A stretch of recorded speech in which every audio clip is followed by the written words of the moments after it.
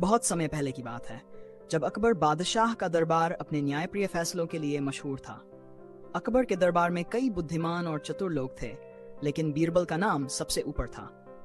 बीरबल की बुद्धिमानी और हाजिर जवाबी से अकबर बेहद प्रभावित रहते थे और अक्सर उनकी सलाह से कठिन मामले भी हल हो जाते थे। एक दिन दरबार में एक व्यापारी आया जो बेहद चिंतित और परेशान दिख रहा था। उसने अकबर बादशाह के सामने अपना मामला रखते हुए कहा, महाराज, मेरी मदद कीजिए। मैंने अपने पड़ोसी से कुछ पैसे उधार लिए थे।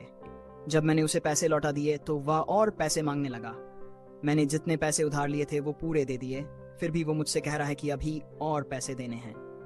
ये तो सरासर अन्याय है। कृपया आप मुझे न्याय दिलाएं।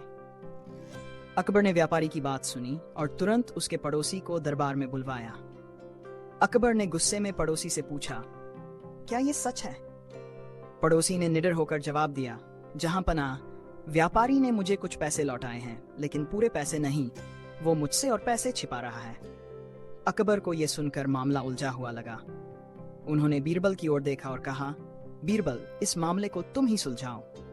बीरबल ने दोनों की बात बड़े ध्यान से सुनी और थोड़ी देर सोचते हुए कहा, मुझे इस मामले की सच्चाई जानने के लिए थोड़ा समय चाहिए। कल सुबह दरबार में आइए, तब मैं इसका हल निकालूंगा। अगले दिन बीरबल ने व्यापारी और उसके पड़ोसी को फिर से दरबार में बुलाया। उसने एक थाल में मिट्टी डालकर दरबार के बीच रखा और कहा, अब तुम दोनों अपनी अपनी बात कहो। व्यापारी ने दृढ़ता से कहा, मैंने सारे पैसे लौटा दिए हैं महाराज। पड़ोसी ने फिर वही बात दोहराई, नहीं जहांपनाह, इसने पूरे पैसे नहीं लौटाए। बीरबल ने मुस्कुराते हुए थाली की ओर इशारा किया और कहा, यह मिट्टी की थाली तुम्हारे झगड़े का न्याय करेगी।